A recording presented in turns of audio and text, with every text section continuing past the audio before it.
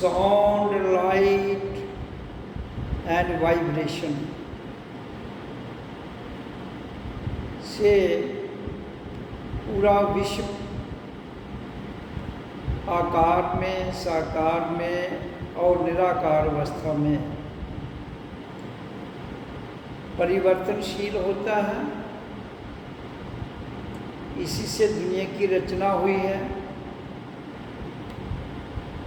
इसी से संसार की हर सिद्धि रिद्धि और जितने भी मंत्र हैं वो इसी से ही उत्पन्न हुए हैं। खोज इंसान ने की है, क्योंकि धरती पर सबसे बड़ी शक्ति के रूप में, जिसमें परमात्मा का निराकार, साकार और आकार तीनों रूप वास करते हैं,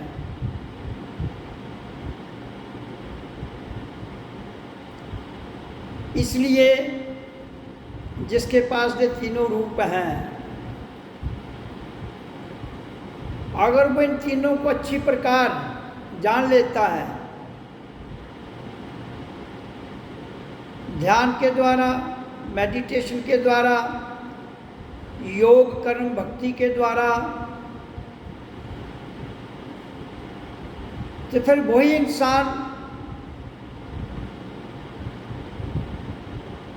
जिस तरह निराकार करैक्टर में आ जाता है,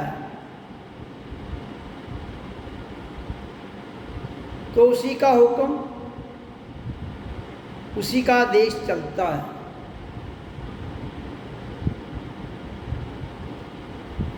ये मैं इसलिए कह रहा हूं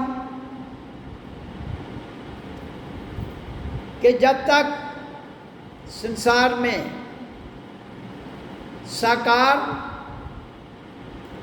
और आकार और तीसरा निराकार, ये सारी शक्तियाँ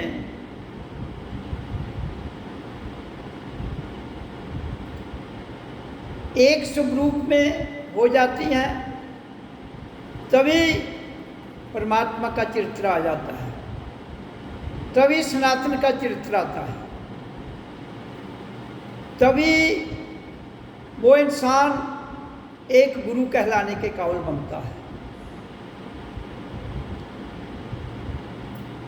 मैं चर्चा अध्यात्मवाद है क्या, आध्यात्मिकता है क्या, उसके विषय पर बोल रहा हूँ। और जिस दिन इंसान अपने भीतर ये सारे रूप प्रकट कर लेता है, उसी दिन उसको समझ आ जाती है कि वो धरती पर किसके लिए आया है और उसका लक्ष्य क्या है।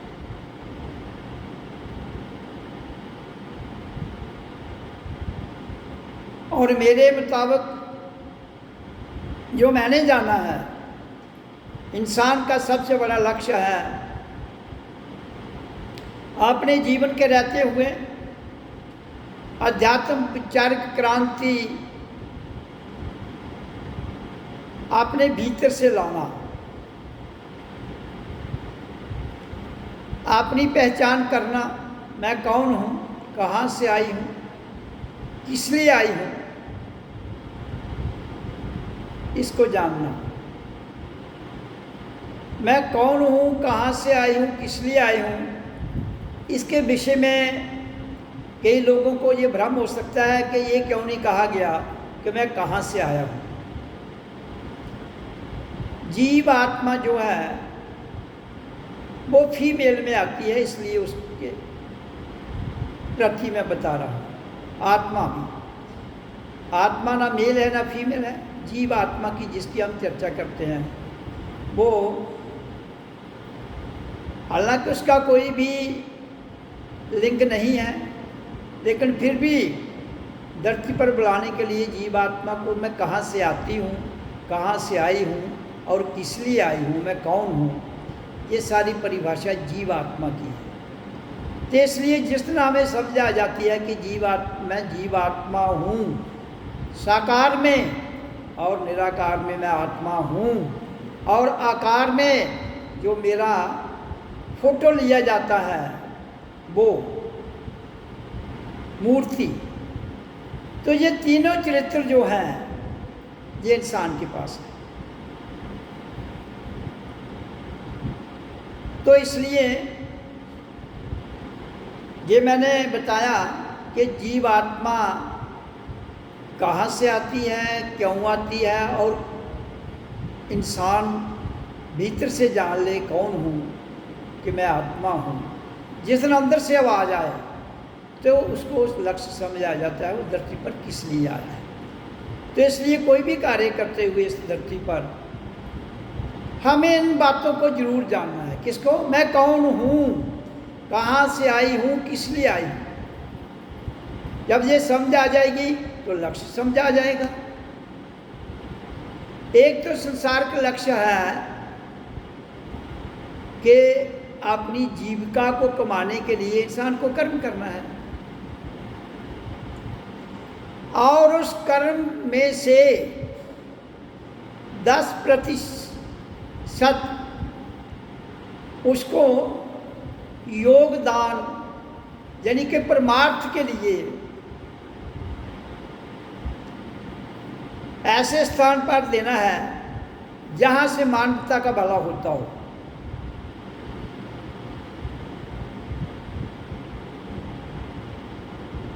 और वो इसलिए देना है ताकि प्रकृति का संतुलन जो है वो बैलेंस में रहे, समभाव में रहे।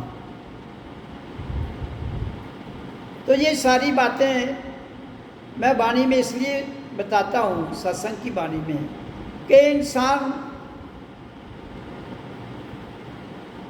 अपने स्वार्थ तक, अपनी काम इच्छा तक, अपनी वासना तक, अपनी भूख तक और अपने विश्व तक सीमित रह जाता है। तो अपने विषय मैं नहीं कहता हूँ हल नहीं होने चाहिए। जब सबके होंगे तो हमारे भी हो जाएंगे। जब सबके अंदर ये भावना होगी परमार्थ का काम करने की, तो परमार्थ है क्या? सारे विश्व के लिए काम करना, और सारे विश्व के भीतर पूरी मानव जाति आ जाती है। इसलिए पूरी मानव जाति का कल्याण होगा परमार्थ के लिए। तो जो बेसिक बात है, जहाँ इंसान को जब ये जीव बन दिया गया, उसको ये सारी बातें उस वक्त दी गई, समय की धारा में इंसान ने किया क्या? जो उसके पुर्जे थे, जो उसकी तंत्र प्रणाली थी, दिमाग, मन, बुद्धि, शरीर, जंतर, और फिर दिल, फिर इंद्रियां, फिर उनके विषय, वो सारे के सारे संसार को प्रलोभन देने वाले थे, कामना से जुड़े हुए थे। और संसार का प्रलोभन बड़ी तीव्रता से असर करता है। क्यों करता है? क्योंकि शरीर हमारा इस धरती पर बना है, और धरती पर जब शरीर बनता है तो वो किसका बनता है? पृथ्वी, जल, अगन, वायु, आकाश। तो इसलिए ये सारे तत्व धरती पर हैं। तो इसलिए धरती के पदार्थों का प्रभाव बड़ी शीघ्रता से हो जाता है। और उनमें वो फंस जाता है, जिसके लिए एक साक्षात गुरु की जरूरत होती है। गुरु का कोई संप्रदाय नहीं होता है, गुरु का कोई पंथ नहीं होता है, गुरु का कोई जात नहीं होती है। उसके लिए पूरा विश्व एक है। तो जब हमें इस बात का ज्ञान हो जाता है वासुदेवम कुटुंबम, तो वो तभी सार्थक है जब इंसान को भीतर से ये समझ आ जाती है मैं कौन हूँ, मैं एक आत्मा हूँ, अनल हक अहम ब्रह्मस्मि। और फिर उसके साथ साथ उसको ये भी समझ आ जाती है कि मैं धरती पर किस लिए आया हूँ और कहाँ से आई हूँ, किस लिए आई। तो फिर वो जो कार्यक्रम आपको समझ आ जाता है अंदर से, वो करो और पूरा चले जाओ।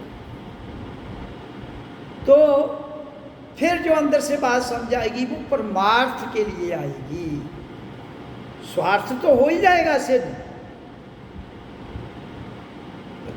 संसार का मानव जाति का भला होगा। मानव जाति या धरती पर जितनी भी है, ये अलग अलग संप्रदायों में, अलग अलग पंथों में, अलग अलग ग्रंथों में, अलग अलग भाषाओं में बंट चुकी है। इस संसारी मानव जाति को जोड़ने के लिए एक ही ध्वनि सार्थक है, जो हमें जन्म के समय जीवन देने के रूप में मिली है। वो है ओ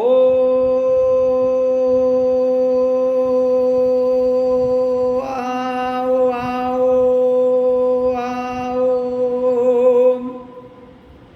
ये वो ध्वनि है जो जन्म के समय एक शिशु जब माँ की कोख से बाहर आता है तो निकालता है, और जब वो निकालता है तो उससे ये सिद्ध हो जाता है कि वो जिंदा है, यानी कि उसको जीवन सार्थक रूप में मिल गया है। तो एक ही ध्वनि ने हमें जीवन दिया है, इसलिए हमारा एक ही धर्म होना चाहिए। भाषा तो अलग हो सकती है, कोई कहीं सीखता है, कोई कहीं सीखता है, लेकिन मानव जाति तो एक आधार पर होनी चाहिए। जाति को मत बांटिए। मानव की जाति क्या है? मानव। इंसान की जाति क्या है? इंसान। इसलिए उस इंसानियत को मत बांटिए। इसको कहते हैं आध्यात्मिकता, इसको कहते हैं सारी जाति वासुदेवम कुटुंबम।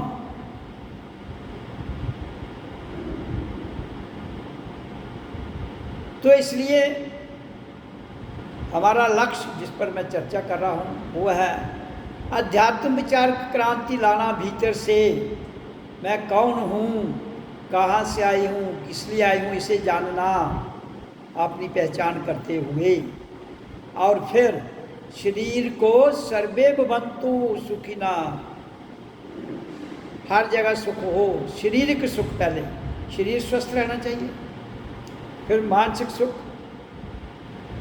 मन में शांति रहनी चाहिए और समृद्धि होनी चाहिए, हर एक को सब कुछ मिलना चाहिए। तो ये हमारा कर्तव्य बनता है।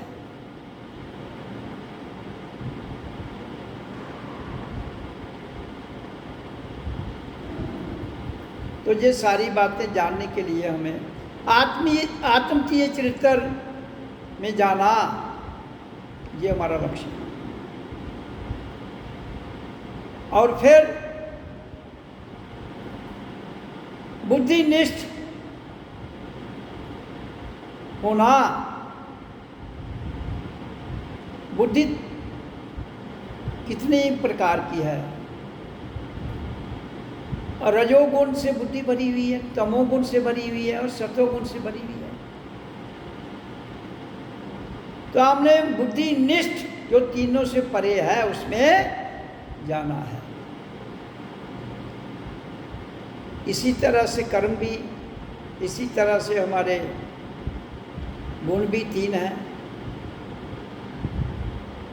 तो जो त्रिमूर्ति हैं, जो तीन गुण हैं, तीन से आगे निष्ठता में जाना है, ताकि हम परमार्थ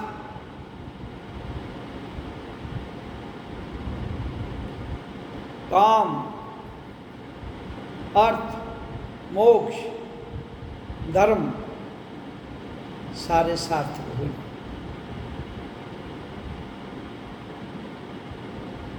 तो उसके लिए सेल्फ रियलाइजेशन इज मस्ट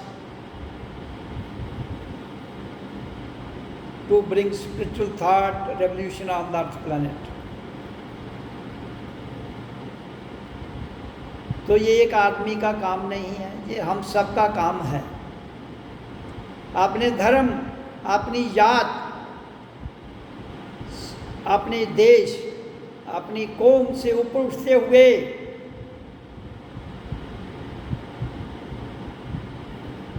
भाषाओं से, जातिवाद से, राग द्वेष से,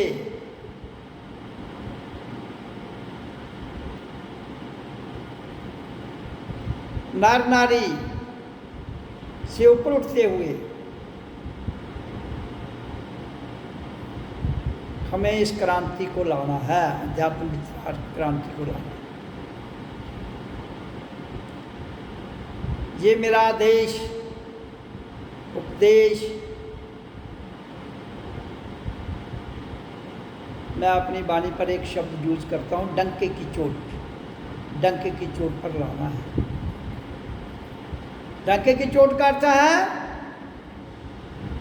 चाहे कुछ भी हो जाए, दुनिया इधर की उधर हो जाए, इस क्रांति को लाना है।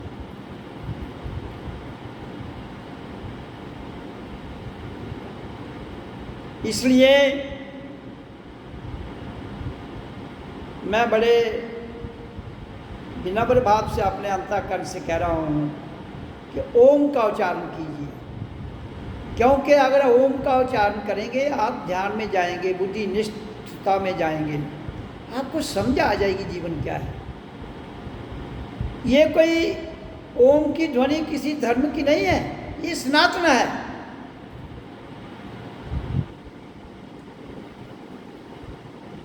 ये तब से है जब से सृष्टि बनी। बाकी आपके धर्म जो हैं वो तो सारे बाद में आए हैं। ये ध्वनि तो जिस दिन दुनिया बनी उसी दिन से है, और जब तक दुनिया रहेगी ये रहेगी, इसे कोई नहीं मिटा सकता। और जब तक दुनिया है और जब तक रहेगी तो ये ध्वनि रहेगी। नहीं भी दुनिया अगर रहेगी तो ये ध्वनि फिर भी रहेगी। क्यों? क्योंकि ये आकाश से आ रही है, ये मैन मेड नहीं है, ये लौकिक डिवाइन है। इसलिए जो डिवाइन पावर है वो कभी भी खत्म नहीं होती। वो निराकार भी है, वो साकार भी है, वो आकार भी है। ज़्यादा मत मतांतरों में ना पढ़ते हुए, ज़्यादा शास्त्रों का ध्यान ना करते हुए, केवल हमें अपनी किताब पढ़नी है, द बुक ऑफ थायसेल्फ। हमारी अपनी किताब वो कहाँ है?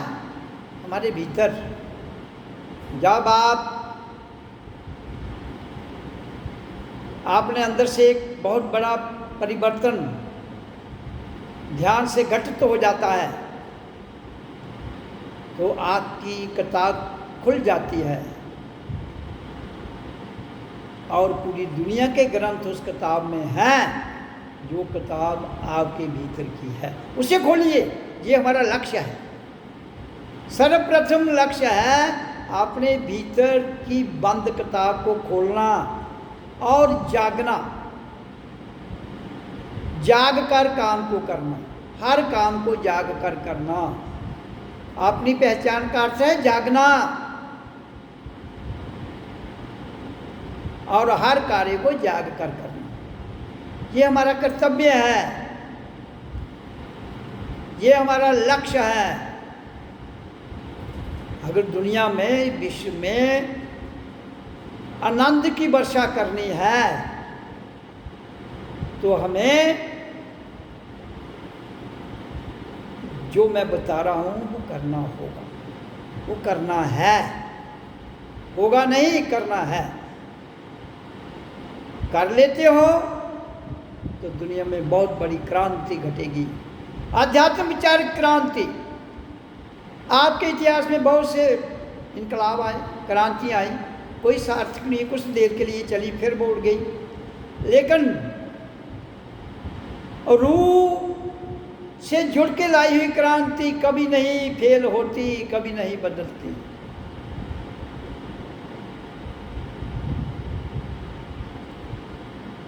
हमारी पूजा पद्धति के जो तरीके हैं, या खुदा एक है, अलौकिक डिवाइन पावर एक है, तो फिर अलग अलग पूजाएं किस लिए हैं मुझे बताइए। सारी दुनिया कहाँ भी विश्व के कोने में हो, भारत में हो, चीन, जापान, पूरा विश्व एक ही मेडिटेशन, ध्यान, समाधान, समाधि। और वो कैसे होती है? जब हम बैठ के ओम का उच्चारण करते हैं और अपनी प्राण वायु को बाहर छोड़ते हैं, भीतर लेते हैं, उसको समभाव में करते हैं, तो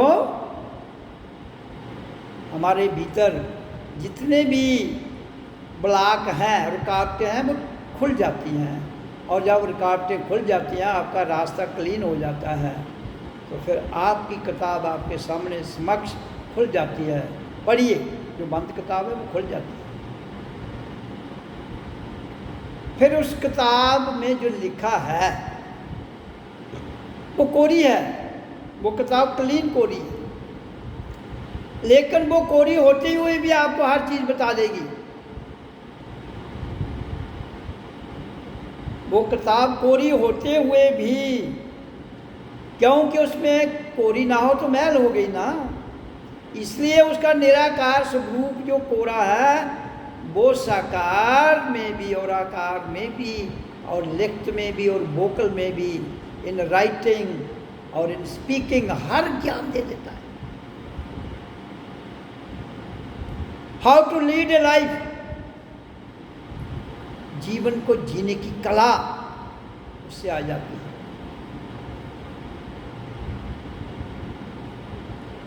ये मैं अपनी अनुभूति के आधार पर बता रहा हूँ, ये अपने अनुभव के आधार पर बता रहा हूँ,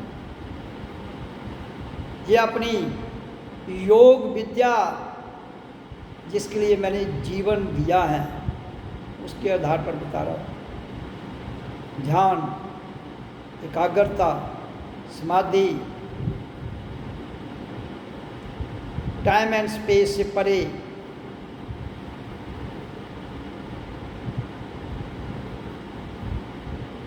तो इसको करने की ज़रूरत है। हर कोई कर सकता है।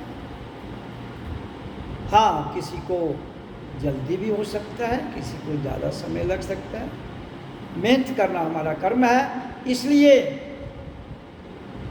भारत देश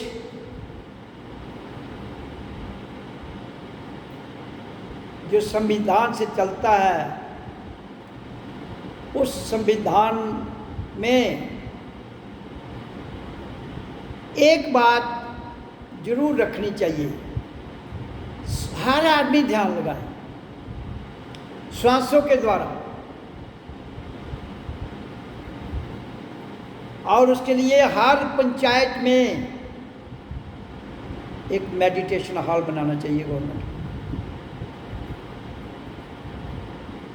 सब लोग उस एक ही मेडिटेशन हॉल में जाएं।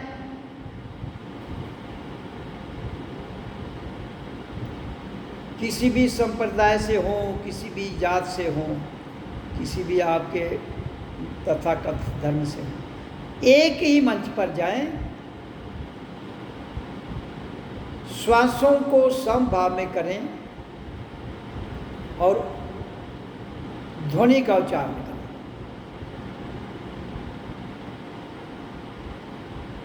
तब जाकर फासले मिटेंगे, तब जाकर वासुदेवम कुटुंबम की बात होगी। कार्य कठिन है, असंभव नहीं। तभी मैंने भारत सरकार को ये विनम्रतापूर्ण कह रहा हूँ, ऐसा कर दीजिए, बहुत अच्छा रहेगा। पंचायत लेवल पर एक पंचायत में 2 या 3 गांव होते हैं, तो हर गांव में एक मेडिटेशन हॉल बना दीजिए और उस मेडिटेशन हॉल में सब जाएं, ध्यान लगाएं। फिर आप देखिए कैसे परिवर्तन आता है इंसान की सोच में, इंसान की बुद्धि में, इंसान के दिमाग में। और वो जो सोच होगी, जो बदलाव होगा, वो एक क्रांति के रूप में उभरेगा। और वो क्रांति क्या होगी? उसी क्रांति को अध्यात्म क्रांति का नाम देता हूं मैं। और ऐसी क्रांति जब आ जाती है तो उसमें किसी को किसी के प्रति राग द्वेष नहीं रहता है।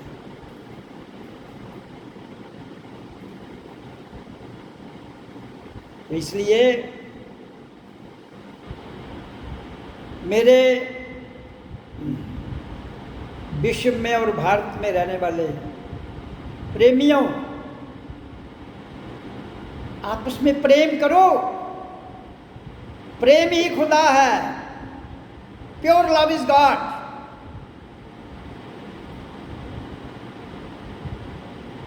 प्रेम ही पूजा है।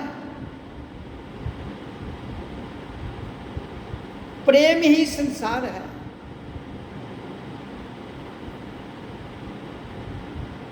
जब ऐसा करने में हम सक्षम हो जाते हैं तो जितनी भी बुराइयां हैं वो धीरे धीरे सब धराशायी हो जाएगी।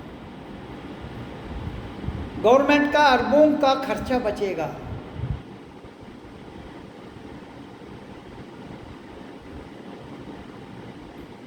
आपकी लोकतंत्र जो प्रणाली है,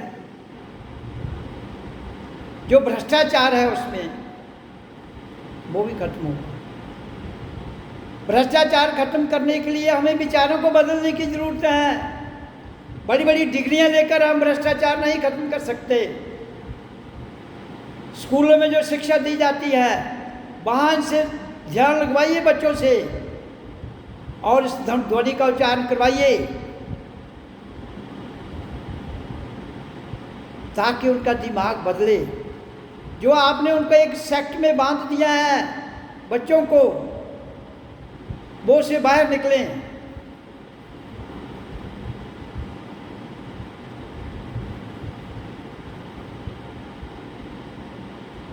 साइंस, मैथ, जनरल नॉलेज, ये जो आप ज्ञान दे रहे हैं, सर्वप्रथम ये ज्ञान होना चाहिए how to do meditation. And meditation is very essential for every child who is reading in the school, college, university.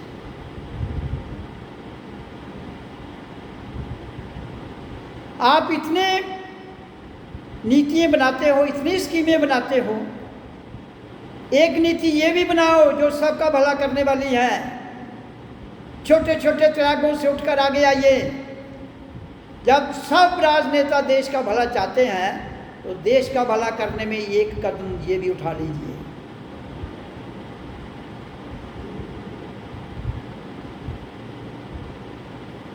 इंसान को मत बांटिए। धर्म, जात, बरादरी, नस्ल, रंग, ऊंच नीच के आधार पर मत बांटिए। ये मेरा अंतःकरण से स्लोगन है, प्रत्यक्ष में मेरा ये नारा है। अगर मानव जाति को बचाना है तो सबको यही करना पड़ेगा, नहीं तो प्रलय भी आ सकती है।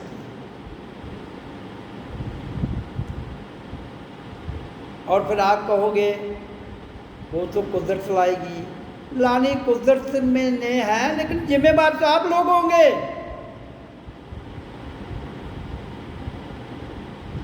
जो अपनी सत्ता के लिए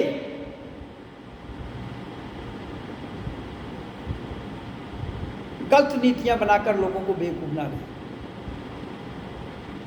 और जो बनाते हो कहा जो मुझे बड़ी अच्छी लगती हैं, लेकिन ऑन ग्राउंड क्या है? भाषण देने में कोई मोड़ थोड़ी लगता है, ये हो गया वो हो गया। लेकिन जब तुम ग्राउंड रियलिटी में जाओगे, देखोगे कि आपकी दिए हुए नारे, आपकी दी हुई नीतियाँ क्या वो ग्राउंड पर 100% इम्प्लीमेंट हुई है? 50% भी नहीं।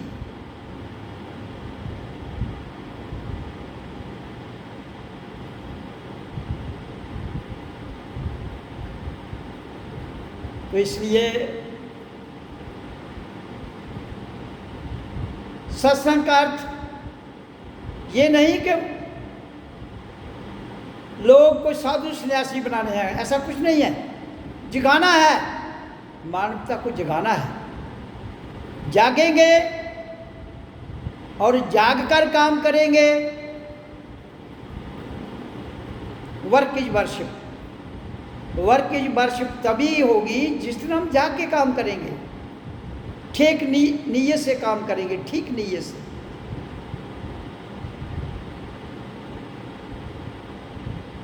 जब तक हमारे भीतर ये भावना ना आएगी कि देना ही हमारा कर्तव्य है, हर आदमी के अंदर ये भावना आनी चाहिए, देना हमारा कर्तव्य है। देने में ही आनंद आएगा।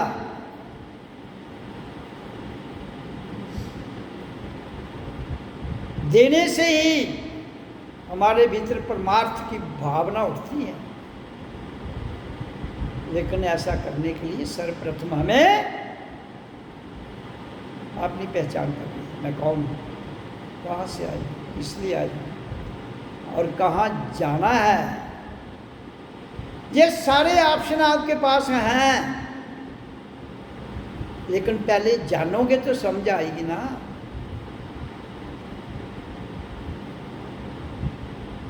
और ये समझ किताबों से नहीं आती है, ये समझ शास्त्रों से नहीं आती है। वहाँ से आपको प्रेरणा मिल सकती है। और जानना अपने स्वयं को है। स्वयं में झांकी लगाकर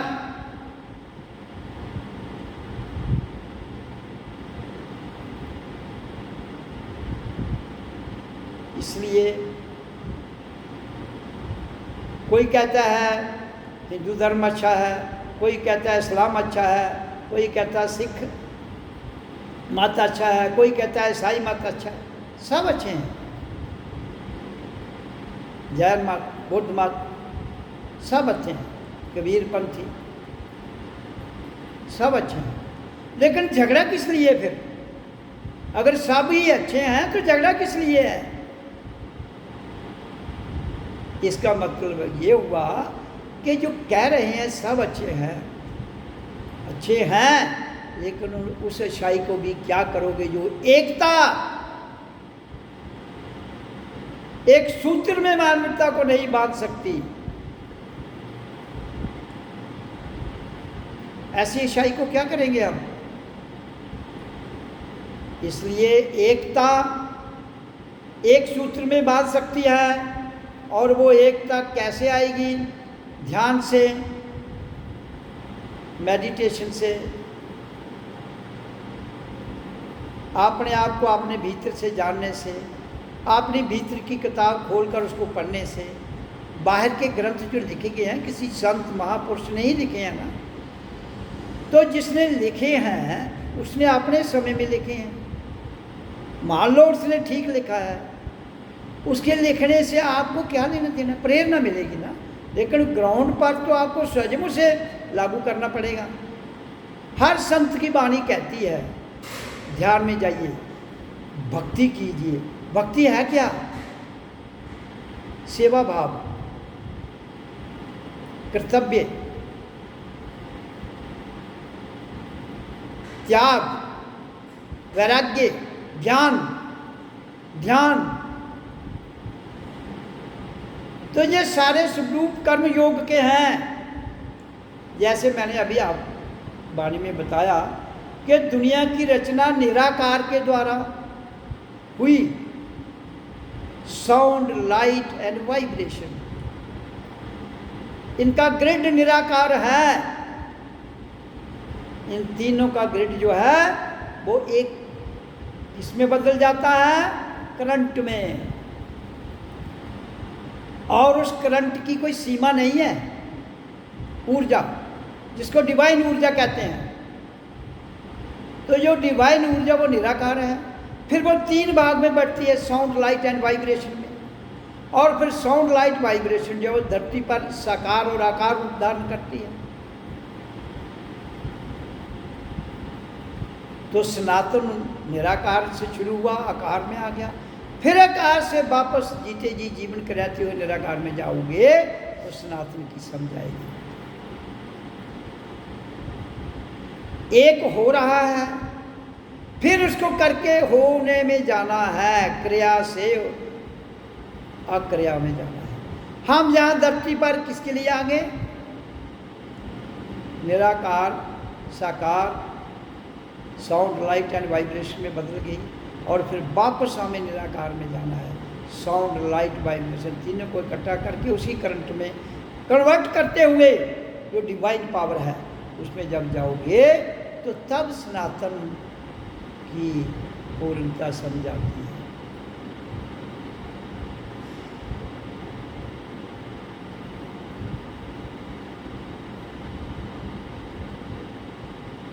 इसलिए हमारी सरकार को, जो भारत देश की है, सर्वप्रथम उसका कर्तव्य बनता है कि झगड़े मिटाए। धर्म के नाम पर जो झगड़े हैं वो मिटने चाहिए।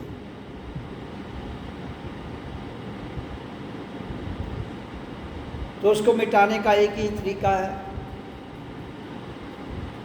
कि हम स्कूलों में, कॉलेजेस में, यूनिवर्सिटियों में, पंचायत में लेवल से शुरू करके अंतर्राष्ट्रीय लेवल तक ले जाएं ध्यान, समाधि, योग विद्या को। तो तब जाकर सार्थक होगा। देश खंड खंड नहीं होगा, कभी नहीं होगा। ऐसा करने में सक्षम हो जाएं तो, नहीं तो नेगेटिव वाइब्रेशंस कितनी फैल रही हैं, वो तो खंड खंड करने पर हर समय तुली रहती है। क्यों? कि वो एक स्वार्थी लोगों की जमात है।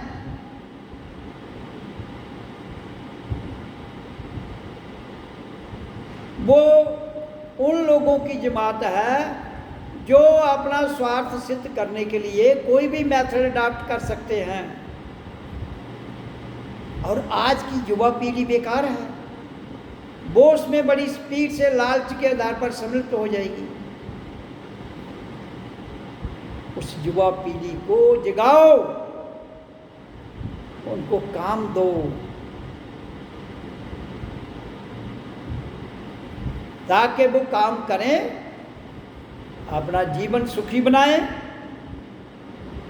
और मेडिटेशन भी करें। तो हर गांव में मैं फिर कह रहा हूं, पंचायत लेवल पर मेडिटेशन हॉल बनाइए।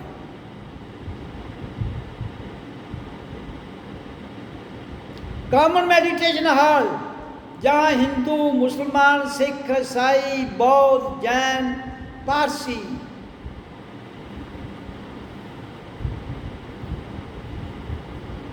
ब्राह्मण, वैश्य, शूद्र, खत्री और भी जितनी जातियां बनाई गई हैं, सब मानव जाति को खंड खंड किया गया है, सब उसी मेडिटेशन हॉल में जाए। उसके लिए सख्त कानून बनाना पड़े, संविधान में लाना पड़े तो जरूर लाए। मानवता को बचाने के लिए जरूर करना पड़ता है। कभी कभी शांति लाने के लिए युद्ध करना पड़ता है, तो ये युद्ध जरूर कीजिए। कौन सा? हर पंचायत में, पंचायत के लेवल पर मेडिटेशन हॉल शुरू कीजिए और अंतरराष्ट्रीय स्तर तक ले जाइए। अब आप कहेंगे कुछ धर्म तो मानते हैं, कुछ नहीं मानते हैं। भाई मैं धर्म की बात नहीं कर रहा हूं, मैं तो श्वासों की बात कर रहा हूं, मैं तो ध्वनि की बात कर रहा हूं। जा बताओ, या मुझे ये बताओ कि जिस भी देश में, शहर में, गांव में बच्चा पैदा होता है, पूरी विश्व में, वो जन्म के समय ध्वनि निकालता है कि नहीं, साउंड निकालता है कि नहीं, तभी जिंदा पाया जाता है।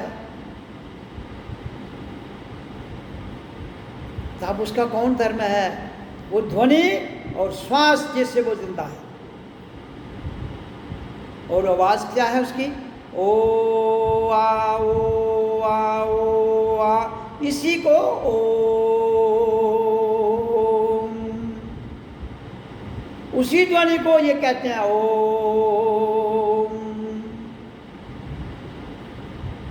और कोई ध्वनि नहीं। ओम कोई हिंदुओं का नहीं है, ओम सनातन है।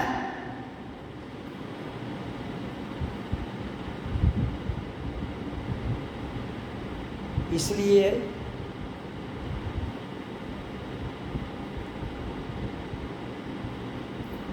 ये एक कॉमन बात है पूरे विश्व के लिए।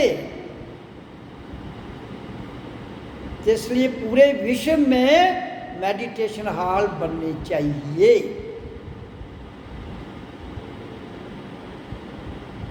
और सबको इस ध्वनि का उच्चारण करना चाहिए, और उच्चारण के साथ साथ अपनी प्राण वायु को समभाव में करना चाहिए।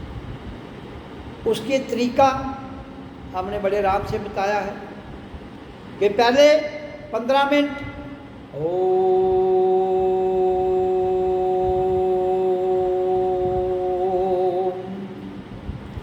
15 मिनट ध्वनि को करना है। उसके बाद श्वास को लंबा ले जाना है, नाक से मुंह बंद, लंबा पूरे पेट में खींचिए, फिर लंबा उसको छोड़ देना है। मुंह से छोड़िए, नाक से छोड़िए, आप खींचिए जहाँ से सुविधा है। नाक से छोड़े तो ज़्यादा ठीक है। लंबा डीप ब्रीद इन करके लॉन्ग ब्रीद आउट करना है 15 मिनट।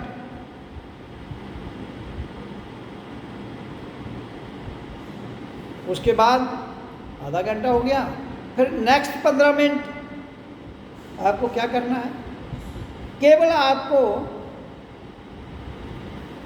बैठ जाना है आराम से, जैसे बैठे हैं आप चप्पी लगाकर, रीढ़ की हड्डी को सीधा रखते हो। श्वास नेचुरल जो आ रही है उसको देखना है 15 मिनट। श्वास आ रही है, जा रही है, आ रही है, आपने कुछ नहीं करना है, ना कोई शब्द बोलना है, ना कुछ करना है। हाँ, शांत ओम बोल सकते हो, मुंह में ओम सोहम बोल सकते हो। पहले तो बैकरी ध्वनि में बोला था, अब अंदर शांत भी बोल सकते हो उसको। लेकिन श्वास को देखना है, अपने आप में रहना है, साक्षी भाव में रहना है। तो 15 मिनट ये करना है, बस ऐसे बैठना है, श्वास आ रही है जा रही है। और फिर उसके बाद नेक्स्ट 15 मिनट आपको आसन पर लेट जाना है, मुंह को ऊपर रखते हुए आसन पर आराम से शरीर को ढीला छोड़ते हुए लेट जाइए। 15 मिनट वो तो घंटा हो जाएगा। ये सबके लिए जरूरी है। अगर शांति, अमन,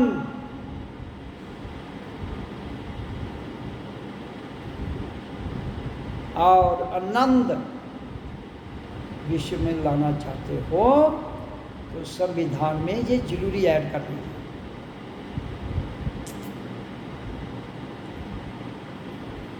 क्योंकि ये ध्वनि किसी धर्म से रिलेटेड नहीं है, किसी कौम से रिलेटेड नहीं, it is a universal sound.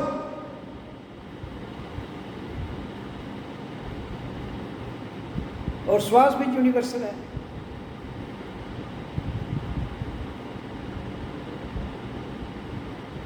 तो ऐसी बात में किसी को ऑब्जेक्शन भी नहीं होना चाहिए। क्यों?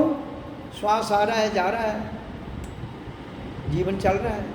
श्वास का आना जाना जीवन का चल रहा है। और ध्वनि का बोलना अपनी आवाज़ को दूसरे तक पहुंचाना, स्वयं तक तो पहुंचेगी, दूसरे तक भी पहुंचेगी। यही मंत्र है, यही पूजा कह लो, इसको मेडिटेशन कह लो, जो मर्जी आप इसको नाम दे दो, लेकिन मैं इसको योग विद्या कहता हूँ। क्यों? जब हम निराकार शक्ति, जो डिवाइन पावर है, वो निराकार कंप्लीट निर्विकार योग है, उसको साकार और आकार योग धरती पर आ जाता है। फिर वापस धरती पर रहते हुए इंसान ने निराकार योग में जाना है।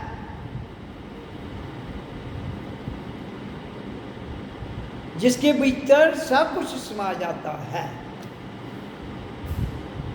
क्या दिक्कत है, क्या झगड़ा है?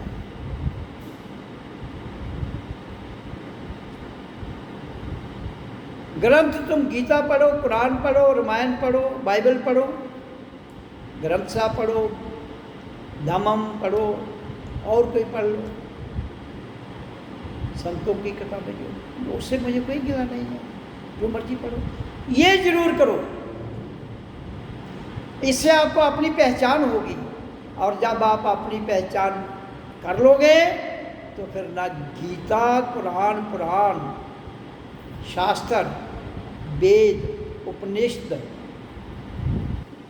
बाइबल, ग्रंथ साहब और कोई भी संतों की लिखी हुई वाणी, फिलॉसफी की लिखी हुई वाणी, सब का निचोड़ एक ही होगा।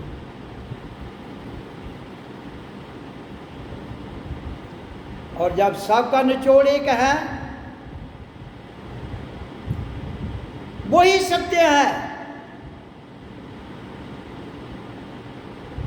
और उसी सत्य से परे आनंद है। और आनंद की वर्षा 24 घंटे हो रही है। उसे लीजिए। वही आनंद की वर्षा जब हर कोई लेगा तो जो प्रेम की धारा उमड़ेगी और फिर इस दुनिया से वैर विरोध,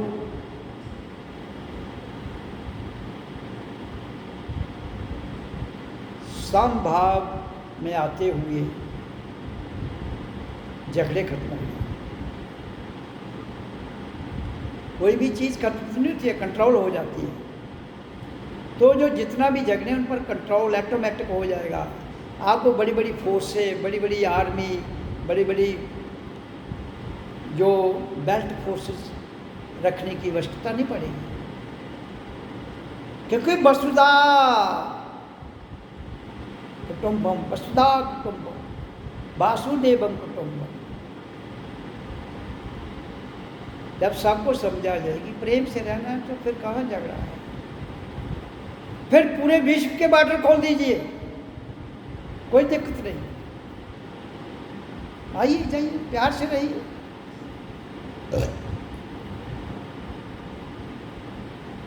क्योंकि जब तक हम जो हमारा धर्म है उसको रियलाइजेशन को अगर हमें यूनिवर्सल लेवल में नहीं करवाता है,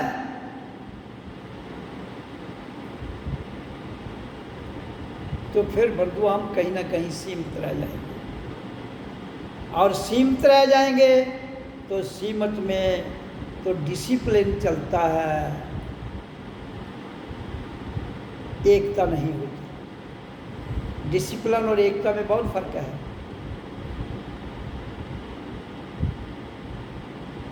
डिसिप्लिन बाहर से दिया गया और डिसिप्लिन अंदर से आया हुआ, दो अलग डिसिप्लिन है। डिसिप्लिन फ्रॉम विदिन, स्वयं को स्वयं पर ही हुक्म चलाना है, और डिसिप्लिन फ्रॉम आउटसाइड, दूसरा हुक्म चला रहा है।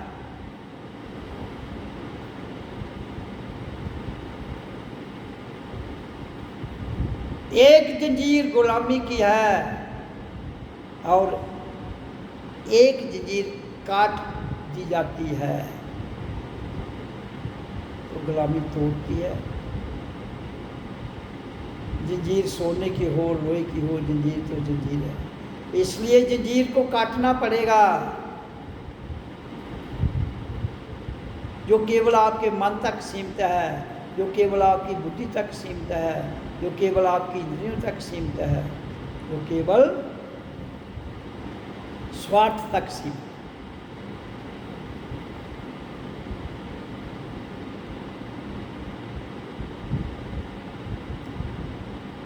अरबों खरबों रुपया आप बड़ी बड़ी मंदिर, मस्जिद, गुरुद्वारों पर खर्च रहे हो, मानवता में फिर झगड़े फैल रहे हैं। क्यों?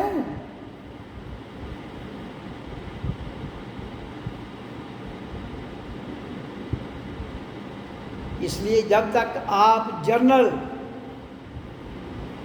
जो यूनिवर्सल लेवल पर साक्षात है वो करवाइए, सबसे करवाइए, रियलाइज करवाइए, और जो धर्म गुरु हैं उनको भी समझाइए,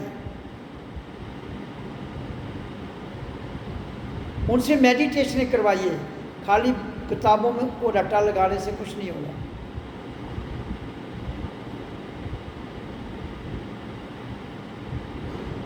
ये धर्म आपके जहाँ ही रह जाएंगे। तो इसलिए मानव धर्म, मानवता को कैसे बचाया जाए, इंसानियत को कैसे जिंदा रखा जाए। गरीबी कहाँ है?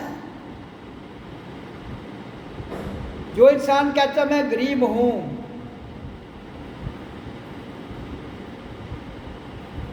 कोई गरीब पैदा नहीं हुआ है। गरीबी थोपी गई है।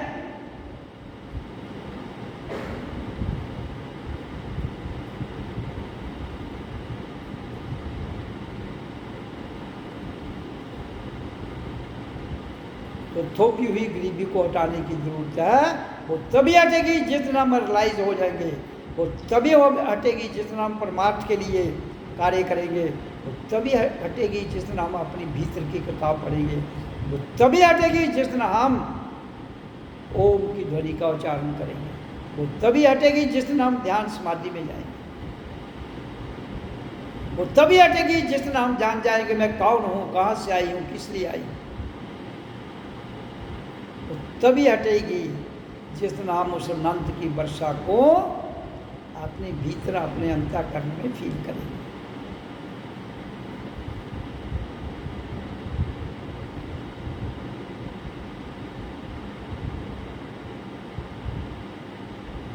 भारत को आजाद हुए 76 साल, 76 ईयर्स हो चुके हैं। मैं मानता हूं कि बहुत तरक्की की है भारत ने, तरक्की बहुत की, लेकिन नफरत बढ़ती गई।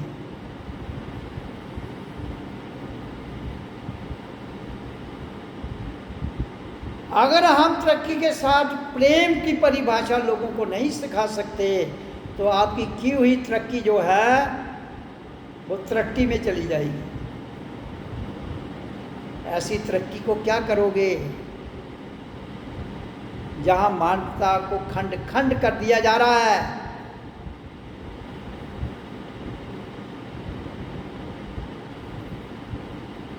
तो सर्वप्रथम अखंड भारत और अखंडता की बात करते हैं हम जब, तो अखंडता आएगी कैसे?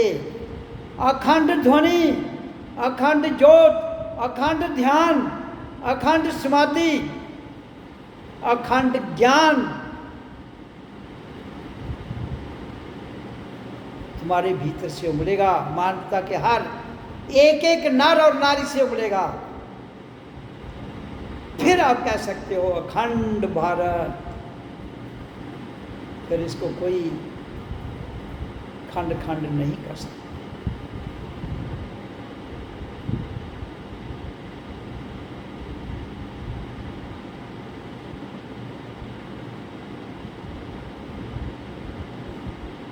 तो इसके लिए मैं एक बार फिर विश्व के महापुरुषों को, विश्व के शास्त्रार्थ करने वालों को, विश्व में बड़े बड़े त्यागियों को, सन्यासियों को, संतों को और जगत गुरुओं को अपनी वाणी के माध्यम से सूचित करना चाहता हूं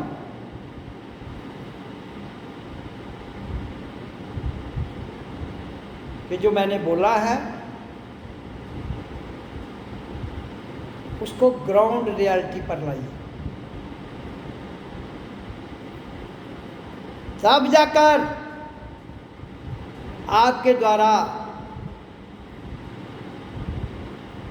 जिस भी वेश में हो तुम, मुझे उससे कोई लेना देना नहीं है, लेकिन मानवता को गुमराह मत करो। आप किस देश से हो, किस भाषा को जानते हो, क्या पूजा करते हो, क्या शास्त्र पढ़ते हो, मुझे कोई सरोकार नहीं उससे। क्या खाते हो, क्या पीते हो, मैं केवल एक ही बात कहता हूं, एक ओम का उच्चारण और प्राण बाजू श्वास आ रही है जा रही है उसको सामने करो। बैठो, विधि मैंने अभी वाणी में बताई है, वो करो। रोज 1, 2, 3, 4 घंटे, फिर जाकर आपकी आंखों पर, आपके मन पर, आपकी बुद्धि पर, आपकी सोच पर, आपके दिमाग पर जो तय जम चुकी है मैल की वो उतरेगी। जो सोच आपकी सीमित हो गई है वो हटेगी।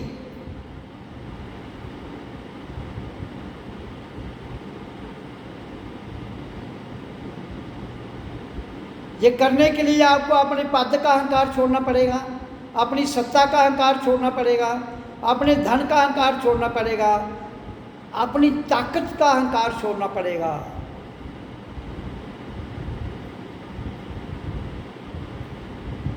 तब जाकर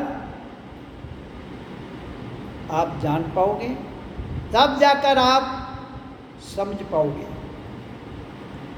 ऐसा नहीं है मैंने बोल दिया आपने सुन लिया तो काम हो गया।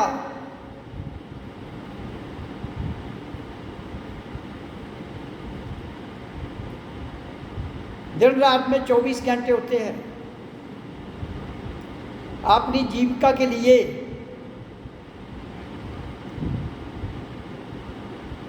मैं 4 घंटे कह रहा हूँ, 20 घंटे आप जहाँ मर्जी गुजारिए, जीविका कमाइए और कोई कारोबार कर लीजिए, लेकिन 4 घंटे मेडिटेशन को देने हैं आप। तो वो मेडिटेशन क्या है? ओ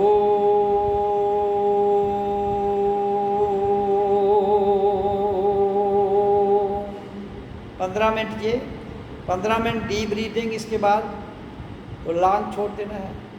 फिर उसके बाद आधा घंटा हो गया, फिर नेक्स्ट 15 मिनट श्वास आ रही है जा रही है उसको देखना है, ओम सोम मुंह में करते रहो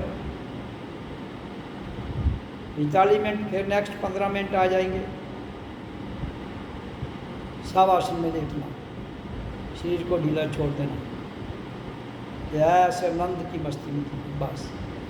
तो 1 घंटा एट ए टाइम, 2 घंटे भी कर सकते हो, 4 घंटे का है तो 2 घंटे एक बार, 2 घंटे एक बार कर लो, या 1-1 घंटा करके कर लो, जैसे सुविधा है। उसके लिए मैंने कहा हर पंचायत में मेडिटेशन हॉल बनाइए, ये गवर्नमेंट का काम है।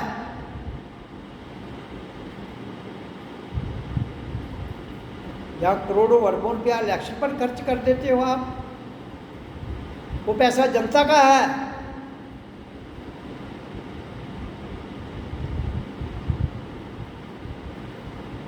तो जनता के पैसे से जनता के लिए काम कीजिए।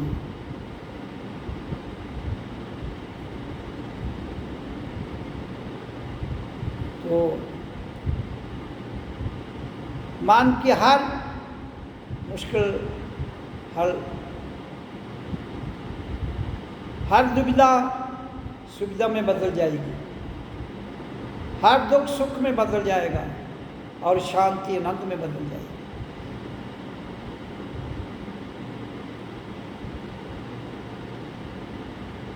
इसलिए मैंने जो इस मंच से बोला है उसको क्रियात्मक रूप देना हमारी सरकार का है। अगर ऐसा ना किया तो आगे मैं डैश छोड़ता हूँ। उस डैश का मतलब आप स्वयं समझ सकते हैं।